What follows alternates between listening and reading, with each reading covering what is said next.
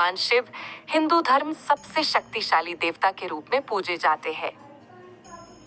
ऐसा माना जाता है कि इस सृष्टि की शुरुआत से पहले ही भगवान शिव का अस्तित्व मौजूद था।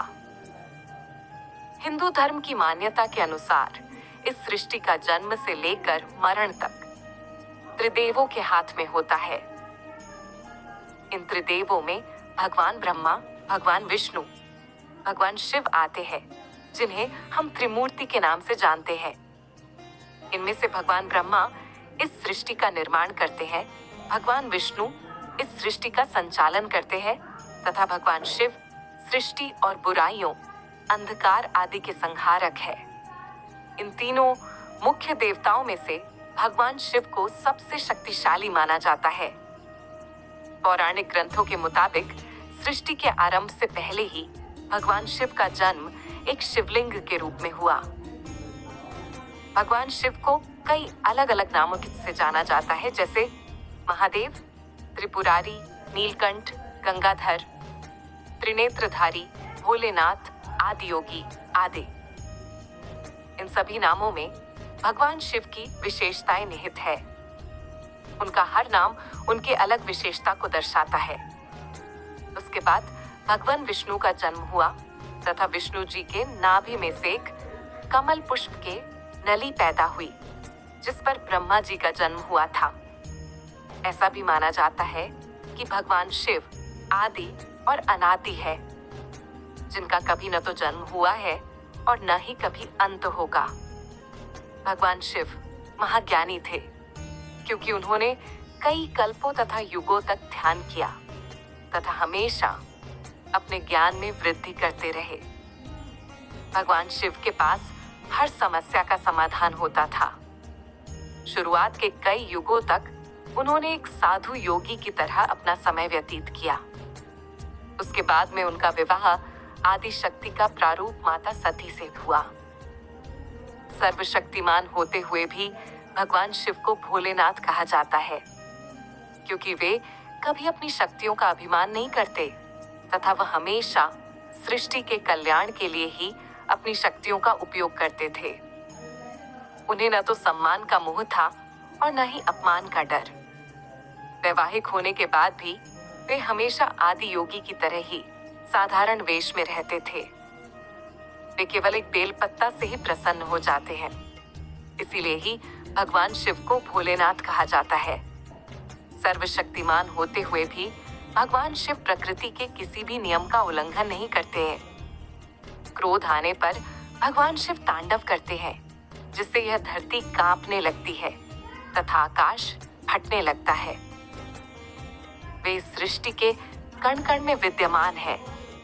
उन्हें पाने के लिए किसी विशेष स्थान पर जाने की आवश्यकता नहीं होती।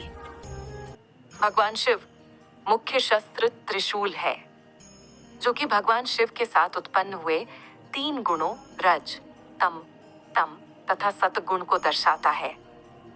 यह महादेव भगवान शिव का सबसे घातक अस्त्र है। इसके द्वारा महादेव ने बहुत से दानवों, राक्षसों आदि का वध किया था। त्रिशूल महादेव के द्वारा मानसिक रूप से संचालित होता है। इसका मतलब यह है कि अपने लक्ष्य को नष्ट करने के बाद त्रिशूल अपने आप ही महादेव के पास आ जाता है। इस त्रिशूल पर हमेशा एक डमरू, जो कि एक वाद्य यंत्र होता है, बंधा होता है। ऐसा माना जाता है कि सृष्टि में संगीत की उत्पत्ति इसी डमरू से हुई है। महाग्रंथों में यह वर्णित है कि एक बार भगवान विष्णु और भगवान शिव के बीच युद्ध हो गया था। तब महादेव ने विष्णु पर त्रिशूल छोड़ दिया था।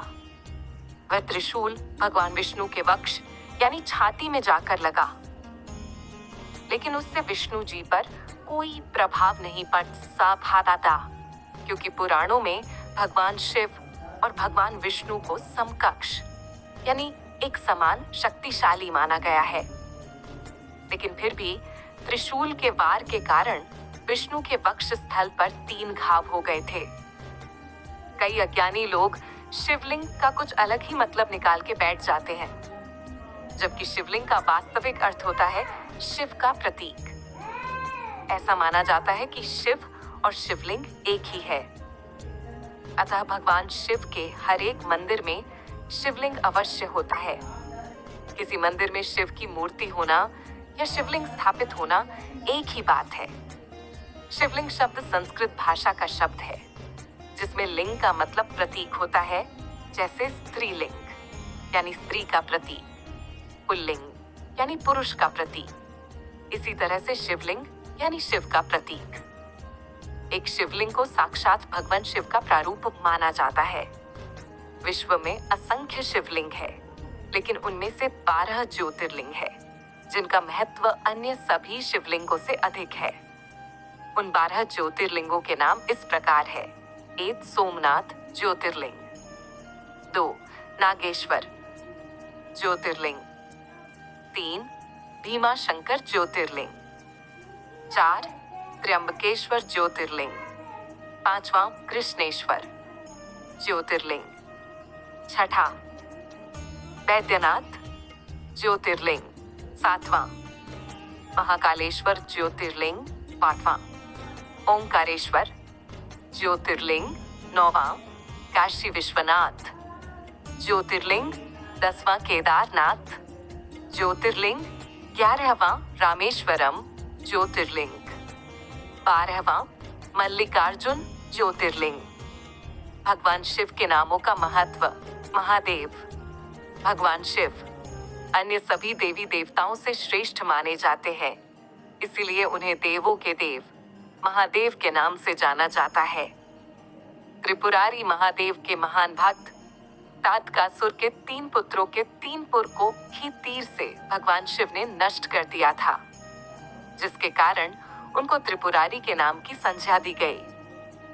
नीलकंठ समुद्र मंथन के समय समुद्र से निकलने वाले भयंकर विष को केवल महादेव ही धारण कर सकते थे, इसलिए उन्होंने इस भयंकर जहरीले विष को स्वयं पिया था, जिसके कारण उनके गले का रंग नीला पीडी की आ छा गया था, जिसके वजह से उनको नीलकंठ महादेव के नाम से भी बुलाया जाने लगा। गंगाधर भगवान शिव अपनी बालों की जटाओं में गंगा नदी को हमेशा धारण करते हैं, जिस वजह से उन्हें गंगाधर नाम से संबोधित किया जाता है। त्रिनेत्रधारी भगवान शिव की 3 नेत्र है, जो कि तीसरा नेत्र उनके माथे पर है। ऐसा माना जाता है कि वह तीसरा नेत्र उनके क्रोध की अग्नि को बाहर निकलने के लिए, तथा जब वह अपनी दोनों आंखें बंद करके ध्यान करते हैं, तब उनकी तीसरी आंख से यह संसार पर निगरानी रहते हैं।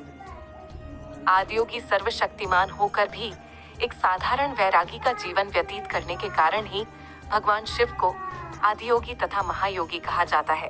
इन सब के अतिरिक्त भगवान शिव के अनेकों नाम हैं, जिनके पीछे उनकी कोई विशेषता या कहानी रही है। आज भी भगवान शिव को अन्य देवताओं की तुलना में अधिक सम्मान तथा श्रद्धा दी जाती है।